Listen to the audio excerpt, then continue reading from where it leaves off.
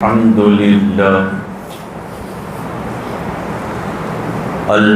لله وكفى وسلام على عباده الذين اصطفى خصوصا على أفضلهم وخاتم النبيين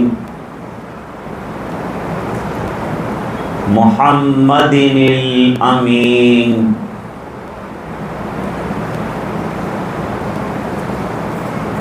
وعلى آله وصحبه أجمعين أما بعد أعوذ بالله من الشيطان الرجيم بسم الله الرحمن الرحيم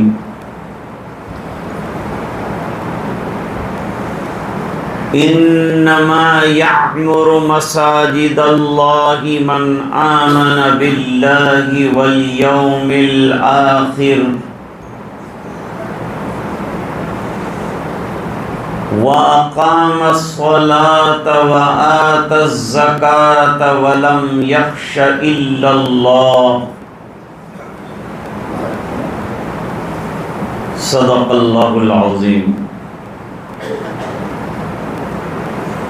اللهم صل على سيدنا محمد وعلى آل سيدنا محمد وبارك وسلم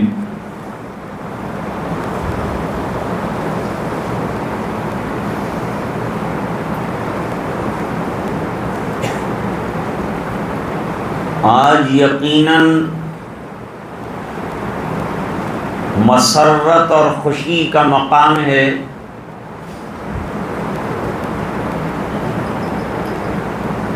کہ بے فضلہ تعالی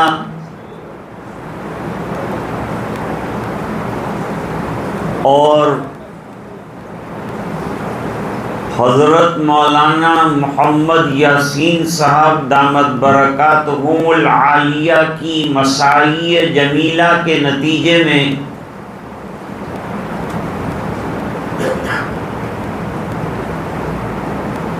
مسجد نور کی افتتاح ہو رہی.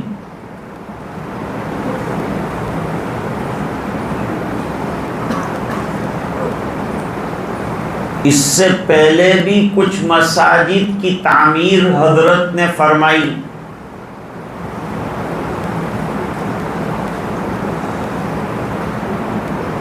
ابھی پوچھنے پر بتایا تو یہ بتلایا کہ 5 مسجدیں بے فضلہ تعالی مکمل ہوئی. یہ 5ویں مسجد ہے اور 6ٹھی زیر تعمیر ہے.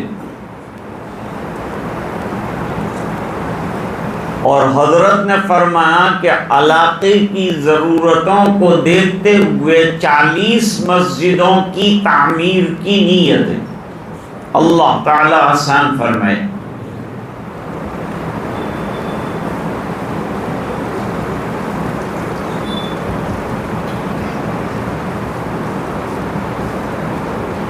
جتنی امتیں دنیا میں آئیں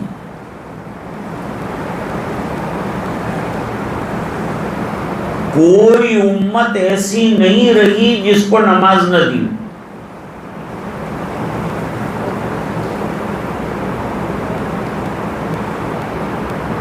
ہر امت کو نبی نے نماز کا حکم دیا ہے.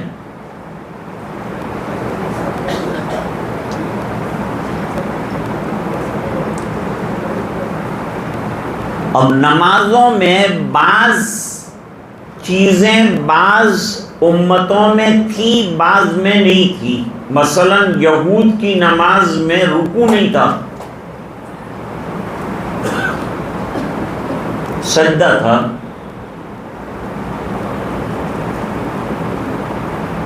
لیکن اس امت کو جو نماز ملی ہے وہ مکمل ترین نماز.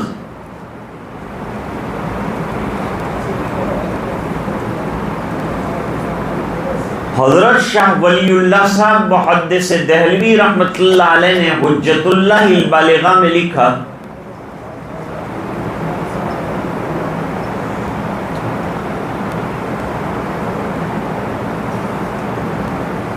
کہ نماز نہایت اہم ترین اور عظیم ترین عبادت،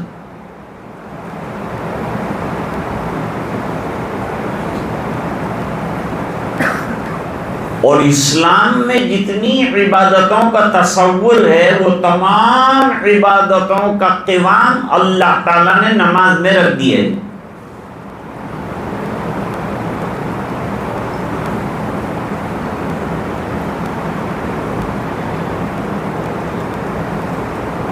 اور غالباً یہی وجہ ہے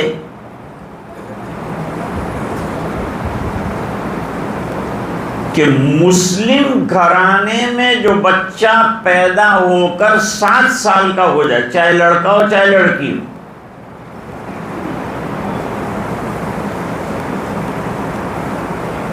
اس کو سب سے پہلے جو ہے نماز کی تلقین کی جائے گی۔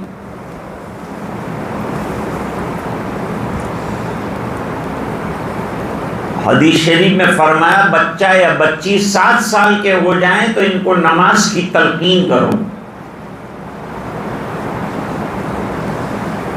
اور جب 10 سال کے ہو جائیں نماز کی مزید تاکید کرو۔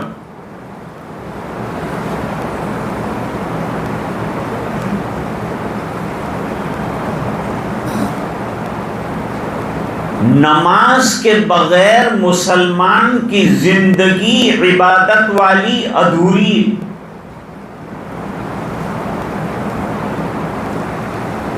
نماز ہی مسلمان کی پہچان ہے، اور اسی سے معلوم ہوتا ہے کہ یہ مسلمان ہے۔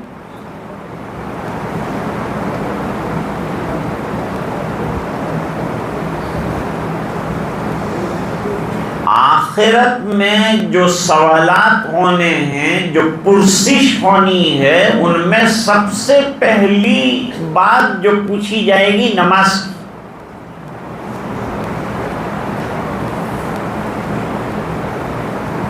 حقوق اللہ میں اعلیٰ درجے کی عبادت جو ہے وہ نماز ہے۔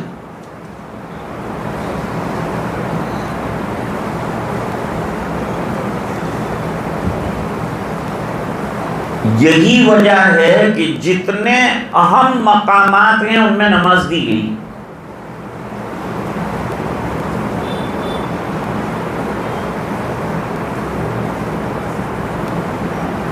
جیسے ہی بچہ پیدا ہو تو نماز کا مقدمہ ہے اذان، وہ کانوں میں دی جاتی، اور بتایا جاتا ہے کہ تو ایسے گھرانے میں پیدا ہوا ہے جہاں اذانیں ہوں گی، نمازیں ہوں گی، اور تجھے نمازی بننا ہے۔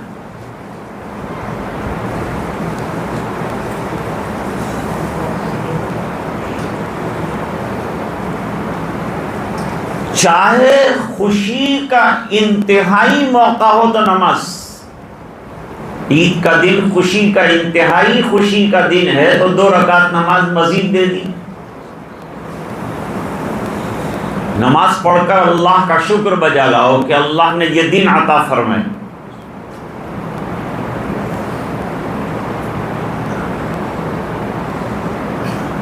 انتہائی غم کا دن ہو تو نماز دے دی، باپ کا انتقال ہو گیا، بیٹے کا انتقال ہو گیا، ماں کا انتقال ہو گیا، فرمایا صلاۃ جنازہ۔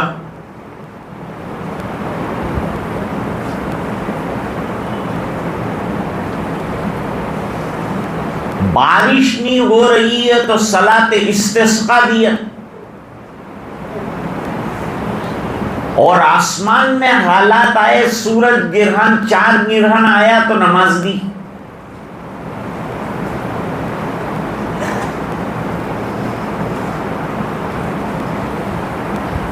معلوم ہوا کہ نماز مسلمان کا اثاثہ ہے، اس کا سرمایہ ہے، اس کی قیمتی دولت ہے، بہترین عبادت ہے۔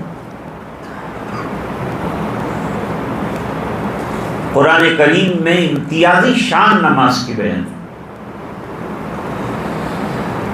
فرمایا اقیموا الصلاۃ ولا تکونوا من المشرکین، نمازوں کو پڑھنا نہیں ہے، قائم کرنا ہے،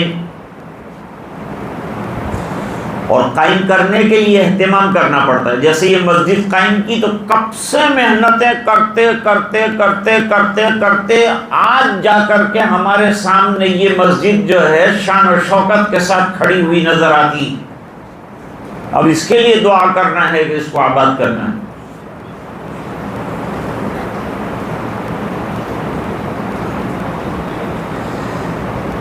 تعمیر کے دو معنی، ایک ظاہری تعمیر، اینٹ پتھر سیمنٹ کنکریٹ یہ تمام چیزوں کا لگنا،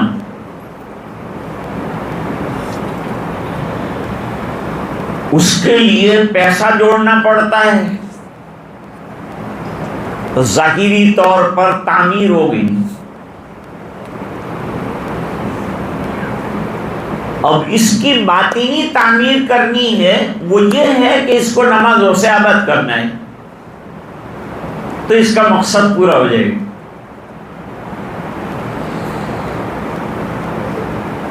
مسجد کی تعمیر کون کرتا ہے؟ اللہ تعالیٰ نے بڑی وضاحت کے ساتھ قرآن کریم میں بیان کرنا ہے، انما یعمر مساجد اللہ من آمن باللہ والیوم الآخر۔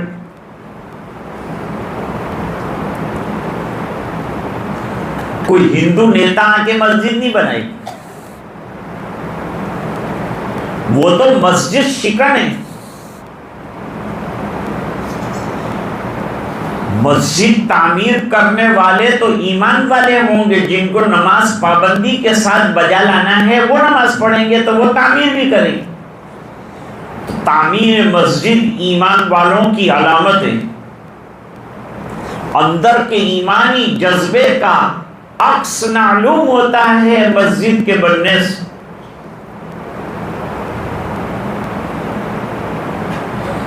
اور جس کا آخرت پر یقین ہو کہ ہمیں مرنے کے بعد اللہ کو جواب دینا ہے اور نماز کے بارے میں پوچھا جائے گا کہ تم بندے بنے کہ نہیں، بندگی کی اصلی شان نماز میں۔ قرآن کریم کہہ رہا ہے نمازیں قائم کرو اور اپنی امتیازی شان قائم کرو۔ مشرکین نماز نہیں پڑھتے، ایمان والے نماز پڑھتے، نماز ادا کرتے ہیں، نماز بجا لاتے ہیں۔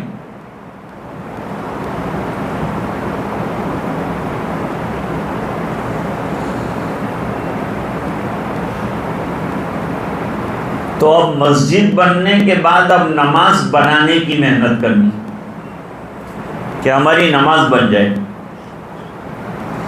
اللہ نے مسجد بنا دی تو علاقے والوں کی ذمہ داری ہو گئی اس کو آباد کرنا، ورنہ یہ مسجد قیامت کے دن شکایت کرے گی کہ مجھے بنایا گیا لیکن میرا پیٹ بھرا نہیں گیا، خالی رکھا گیا۔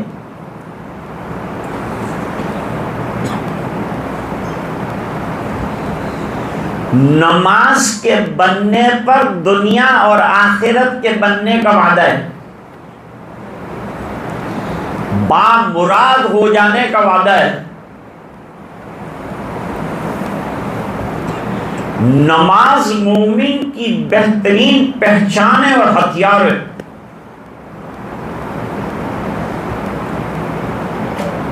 اللہ نے مسلمان کو دو چیزیں عطا فرمائی، فرمایا تم کو بے سہارا نہیں چھوڑا۔ آج مسلمان اپنے آپ کو بے سہارا سمجھتا ہے، اگر حقیقت میں ایمان والا ہے تو اپنے آپ کو بے سہارا سمجھ ہی نہیں سکتا ہے۔ کیوں؟ اللہ فرماتے ہیں وَاسْتَعِينُوا بِالصَّبْرِ وَالصَّلَاةِ، تمہیں دو مددگار دیے، ایک صبر دیا ہے اور ایک ہم نے نماز دی۔ نماز کے ذریعے مدد حاصل کرو، صبر کے ذریعے سے مدد حاصل کرو۔ صبر کی تعریف میں نماز بھی آ جاتی ہے، لیکن نماز اتنی اہم ہے کہ صبر میں آنے کے باوجود نماز کا مستقل تاکید کی وجہ سے تذکرہ فرمایا۔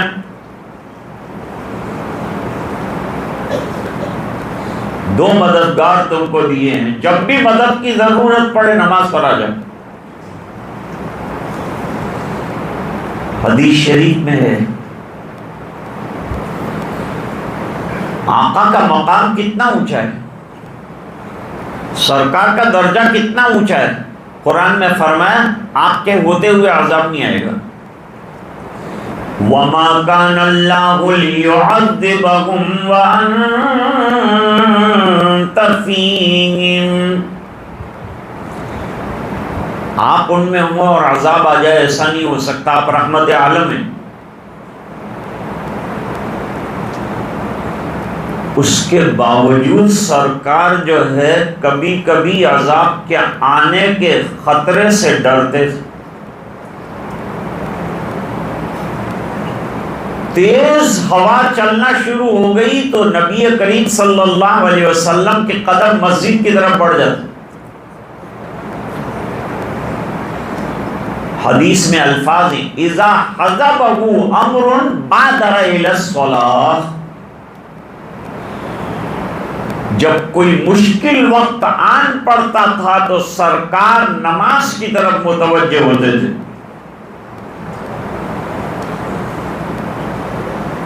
اس لیے کوئی بھی حاجت ہو، کوئی بھی پریشانی ہو، 2 رکعت صلاۃ الحاجت پڑھ کر اللہ سے دعا کیجیے۔ ہمارے پاس یہی تو نعمت ہے بہت بڑی، خوشی میں غم میں ہمارا سرمایہ ہی یہ بہترین عبادت ہے، اس میں سب آ جاتا ہے۔ کوئی کہے میں تو تسبیح پڑھنا چاہتا ہوں، تو لو نماز میں تسبیح بھی دی، سبحان اللہ، سبحان ربی العظیم، سبحان ربی الاعلیٰ تسبیح دی، سمع اللہ لمن حمدا ربنا لک الحمد۔ کوئی کہے میں تو درود پڑھنا چاہتا ہوں، تو لو نماز کے اندر التحیات للہ والصلوات اور اللہم صلی علی محمد وعلی آل محمد کما صلیت علی ابراہیم، یہ درود شریف۔ کوئی کہے میں تو دعا کرنا چاہتا ہوں، تو ایک دعا بھی دے دی، اللہم انی ظلمت نفسی ظلما کثیرا۔ کوئی کہے میں تو قرات سننا چاہتا ہوں، تو صبح کی نماز میں آؤ، قرآن الفجری، قرآن پڑھا جائے۔ علماء نے لکھا، حضرت نانوتوی رحمت اللہ علیہ نے ایک چھوٹا رسالہ لکھا ہے، اس میں لکھا کہ نماز کی اصل قرآن ہے،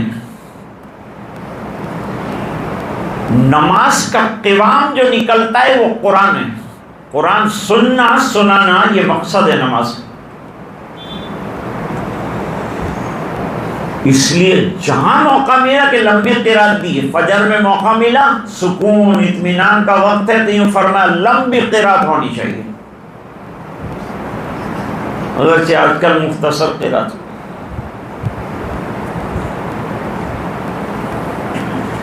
شیخ یونس جونپوری رحمت اللہ علیہ بیمار ہوئے، تراویح کا موقع تھا، حضرت آج آپ بیمار ہیں، مختصر تراویح کر دیں، فرمایا کتنے پڑھتے ہو روزانہ؟ کہا 2 پارے، کہا 4 پڑھو۔ لو بیماری میں، اور کہا راحت تو نماز سے ملے گی، میں گھر میں پڑا پڑا بستر پہ کیا کروں گا، یہاں قرآن سنوں گا، صحت یاب ہو جاؤ۔ بیماریوں کا علاج اللہ نے قرآن میں رکھا ہے، بیماریوں کا علاج اللہ نے نماز میں رکھا ہے۔ سائٹیکا کی اگر کسی کو تکلیف ہے، علاج تو کرے، لیکن بہترین علاج سجدہ جو ہے وہ برابر پراپر اور وضاحت کے ساتھ کرے گا تو سائٹیکا دور ہو جائے گا۔ دماغ چکرا رہا ہے اور کسی طرح کنٹرول میں نہیں آتا، نماز میں کھڑا ہو جا، سجدے اچھی طرح کر، دماغ کے اندر خون پہنچ جائے گا، چکر بھی دور ہو جائیں گے۔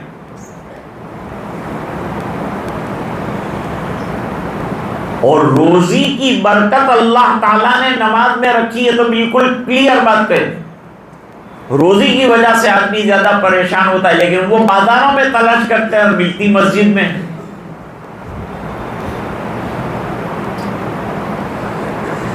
مؤذن بیچارہ پکارتا ہے، کہتا ہے حی علی الصلاۃ، نماز کی طرف آ جاؤ، تو عقل مند کہتے ہیں کیوں آئیں، کاروبار کیوں چھوڑیں، دفتر کیوں چھوڑیں، آفس کیوں چھوڑیں؟ جواب دیتا ہے اللہ کا منادی اس لیے چھوڑو کہ تم جو چیز بازاروں میں دفتروں میں تلاش کرتے ہیں وہ سجدوں میں ملے گی۔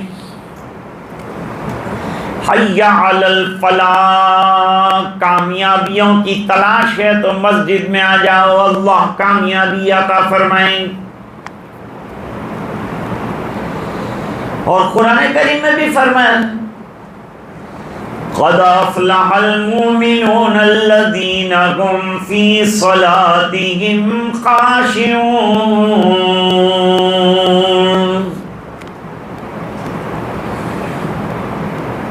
تو یہ بہت بڑا کارنامہ ہے حضرت مولانا کا کہ ایک طرف دعوت کا کام رات دن لے کر چلنا، اور پھر امت کی یہ فکر بھی کہ ان کی نمازیں درست ہو جائیں گی۔ علاقے میں 700 مکانات اور چاروں طرف دکانیں ہیں، ان کی نمازوں کا کیا ہوگا؟ مومن کو اس کی فکر آتے جاتے ہونی چاہیے، جیسے میرے والد صاحب کو ہمیشہ اس کی فکر رہتی ہے۔ جب بھی ہائی وے پر چلتے تو فرماتے دیکھو ابھی ظہر کا وقت ہے، کاش یہاں روڈ کے اوپر ایک مسجد بنی ہوتی تو ہم ابھی نماز پڑھ لیتے۔ جتنی جتنی جگہوں پر انہوں نے اشارے کیے تھے آج وہاں مسجدیں قائم ہیں۔ راستوں کے اوپر، روڈ کے اوپر لبے سڑک یوں کہا کرتے تھے، کاش لبے سڑک مسجد ہو۔ مسافر نے ذرا گاڑی اندر لی، وضو کیا، نماز پڑھ لی، آگے بڑھ گیا۔ کسی بھی حالت میں نماز نہیں چھوڑی جا سکتی۔ رجال لا تلہیہم تجارۃ ولا بیع عن ذکر اللہ وإقام الصلاة وإیتاء الزکاۃ۔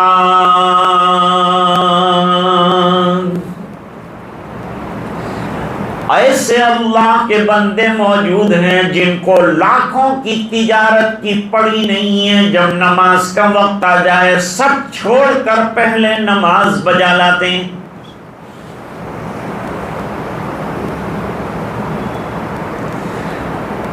حضرت جی مولانا یوسف صاحب رحمۃ اللہ تعالی علیہ فرماتے تھے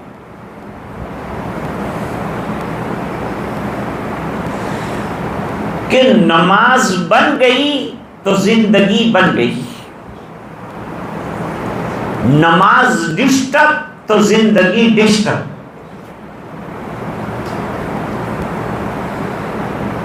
نماز کیا ہے؟ نماز زندگی کا کنٹرولر۔ جیسے ایمپلیفائر کے ذریعے سے یہ مائک کنٹرول میں، جیسے ریگولیٹر کے ذریعے سے پنکھا کنٹرول میں، اس طرح جس کی نماز ہو گئی اس کی زندگی کنٹرول میں۔ آپ دیکھ لینا دنیا میں جو نماز نہیں پڑھتا بڑا بے چین اور بڑا پریشان اور بدحواس رہتا ہے، اور جو نماز میں آ گیا، مسجد میں آ گیا، جب نکلتا ہے تو بادشاہوں کی طرح نکلتا ہے۔ کیا سکون اللہ تعالیٰ اس کو نماز کے بعد عطا فرماتا ہے۔ آدمی ہوٹل میں کھاتا ہے تو کھا کے بھی نکلتا ہے تو بل دیتا ہے، یہ کرتا ہے، پریشان ہو جاتا ہے۔ ایک روٹی لایا، اب انتظار کرو، اب سالن لایا تو روٹی ختم ہو گئی، روٹی لایا تو سالن ختم ہو گیا، وہ لایا تو کچومر ختم ہو گیا، کچومر لایا تو پاپڑ ختم ہو گیا، یہ سب چلتا ہی رہتا ہے، تو بیچارہ کھانے والا پریشان، آرڈر دیتا ہے پیٹ بھرتا ہی نہیں۔ گھر میں آدمی بادشاہوں کی طرح کھاتا ہے، لاؤ بھائی پورا پتیلا لا کے سامنے رکھ دیا، کھاؤ کتنا کھانا ہے، روٹیوں کا ٹوکرا لا کے رکھ دیا، لاؤ کتنا کھانا، بادشاہوں کی طرح۔ وہاں بے برکتی ہے، یہاں برکت ہے۔ مسجد میں آنے سے اللہ تعالیٰ 27 گنا ثواب عطا فرماتے ہیں، گھر میں پڑھنے کے مقابلے میں 27 گنا ثواب اللہ تعالیٰ عطا فرماتے، الا یہ کہ کوئی معذوری ہو۔ ایک واقعہ ذکر کروں جس سے نماز کے بغیر دین ادھورا ہونا معلوم، پھر ختم کر دوں گا۔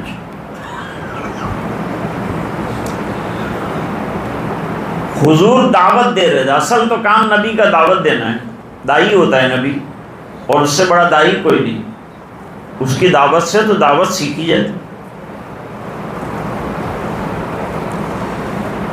مکے میں سرکار تنے تنہا ہے اور دعوت دے رہے ہیں، کبھی بازاروں میں، کبھی مکانوں میں۔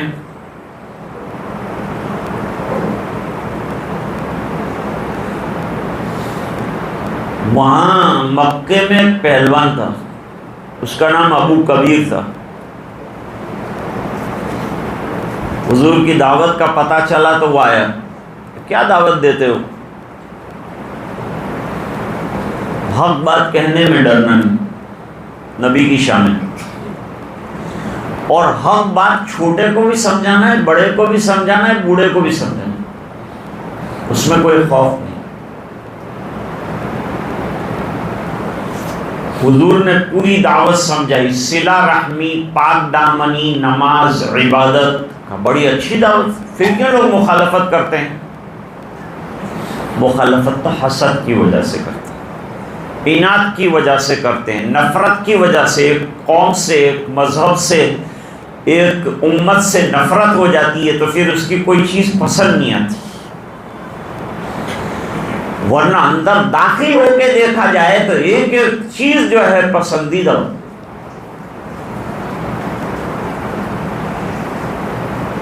ابو کبیر نے کہا کہ میں بالکل ابھی جو ہے دین قبول کرنے کے لیے تیار ہوں، لیکن مجھے 2 پرابلم ہے، نماز کتنی پڑھنی؟ 5 ٹائم پڑھنی۔ کب کب پڑھنی ہے؟ تو وقت بدلا ہے، 24 گھنٹے میں 5 ٹائم نماز پڑھنی۔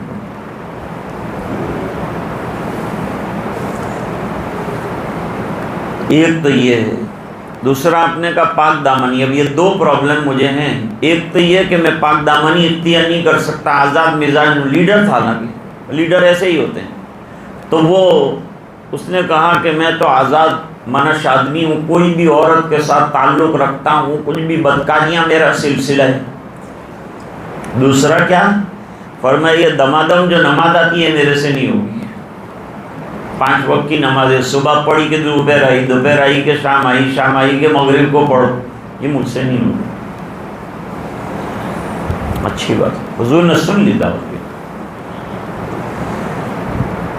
اب سوال کیا کہ آپ بڑے ہو، سردار ہو، یہ بتاؤ کہ آپ کے گھر میں آپ کی بیوی ہے، ماں ہے، بہن ہے، بیٹیاں ہیں، ان پر اگر کوئی ناجائز نظر ڈال دے تو آپ کا کیا عالم ہو؟ کہ میں لیڈر ہوں، میں کیسے برداشت کروں گا، اس کو مار ڈالوں جو میری بیوی پر خراب نظر ڈالے۔ فرمایا جب آپ کسی کے ساتھ بدکاری کرتے ہو تو وہ بھی کسی کی بیٹی، کسی کی بہو، کسی کی بہن، کسی کی بیوی نہیں ہوتی۔ لیڈر آدمی تھا، اشاروں میں سمجھتا ہے۔ کہاں سمجھ میں آ گیا؟ سرکار کیا مثال بیان فرمائی؟ جب دوسروں کا یہ عمل مجھے ناگوار ہے تو پھر ظاہری بات ہے کہ میں یہ جو عمل کرتا ہوں کس قدر لوگوں کے لیے سوہان روح ہوتا ہو۔ حضور لائیے ہاتھ، مجھے بیعت کرنا ہے۔ کائے پہ کرو گے بیعت؟ بیعت ایمان پر کرے۔ ایک ہی بات سمجھائی، ایمان قبول کرنے کے لیے تیار ہوئی۔ اب ایمان قبول کر لیا تو دوسرا جملہ سنو کہ کام کیسے کیا جاتا ہے، بندوں کو سمجھایا کیسے جاتا ہے۔ نبی کریم صلی اللہ علیہ وسلم نے فرمایا لا خیر فی دین لا صلاۃ فی، اس دین میں کیا بھلائی ہے جس کے اندر سے نماز کو نکال دیا جائے۔ تو دین کس چیز کا نام رہ جائے گا جب نماز ہی نکال دی؟ تو دین کس چیز کا نام ہے؟ خالی حلال گوشت کھانے کے نام؟ گوشت کھاؤ، ٹکے کھاؤ، سموسے کھاؤ، کیا اس کا نام دین ہے؟ دین تو محنت کا نام ہے، اور محنت میں سب سے بڑی محنت موجودہ دور میں ہم ولی بن جائیں گے اگر 5 وقت کی نمازیں ہم ادا کرنے والے بن جائیں گے۔ لیکن دوستو مسئلہ یہ ہے کہ ہم تو پڑھ لیں گے نمازیں، 100 سال کی ہماری عمر ہو گئی، ہم چلے گئے دنیا سے، تو یہ مسجد جو بنائی ہے 150 سال کے لیے نہیں بنائی، ہمیشہ کے لیے بنائی، یہ قیامت تک مسجد رہے گی۔ اب تو اس کو آباد کرنے والا چاہیے، کون آباد کرے گا؟ ہماری نسلیں آباد کرے گی۔ نسلیں آباد کب کرے گی؟ جب نسلوں کو نماز سکھائی ہوگی، نسلوں کو قرآن سکھایا ہوگا، نسلوں کو دینی تعلیم دی ہوگی، نسلوں کے لیے مکتب کھولے ہوں گے۔ اس لیے جہاں ہمیں نماز پڑھنے کی ضرورت ہے اور مسجد کو آباد کرنا ہے، وہاں ہمیں ہمارے بچے اور بچیوں کو دینی تعلیم بھی دینا ہے، اور بہترین دینی تعلیم کا مرکز مسجد ہے۔ یہاں جو ہے، جہاں مسجد کا افتتاح ہوا ہے، کل سے مدرسہ شروع ہو رہا ہے۔ اپنے بچوں کو پوری تاکید کے ساتھ مدرسوں میں بھیجیے، کیونکہ یہی وہ جنریشن ہے جو آئندہ آپ کی جگہ اس مسجد کو آباد کرنے والا ہوگا۔ پھر وہ جنریشن اپنی اولاد کو سکھائے گا، پھر وہ اپنی اولاد کو سکھائیں گے، قیامت تک یہ سلسلے کو چلنا ہے۔ مکتب اس کی بڑی اہم کڑی ہے، اس لیے جہاں مسجد ہو وہاں مکتب لازمی ہے۔ کیوں لازمی ہے؟ اس بنا پر کہ اسی کے ذریعے سے یہ مسجد آباد رہے گی، وہی ہماری نسلیں انشاءاللہ مسجدوں میں آئیں گی اور نمازیں پڑھیں گی۔ اس لیے بے فضل ہی تعالی آج تو مسجد کی افتتاح ہو گئی، کل آئندہ انشاءاللہ مکتب کا آغاز ہو رہا ہے، اور جہاں جہاں حضرت مولانا نے مساجد قائم فرمائی ہیں وہاں مکتب کا بھی اہتمام کیا ہے۔ ہمارے بزرگوں کی رائے یہ ہے کہ اگر نسلوں میں دین کو باقی رکھنا ہے تو مکاتب کا نظام مضبوط تر بناؤ، اور اپنے بچوں کو دینی تعلیم سے، سنتوں سے، نمازوں سے، وضو کی تعلیمات سے آراستہ کرو،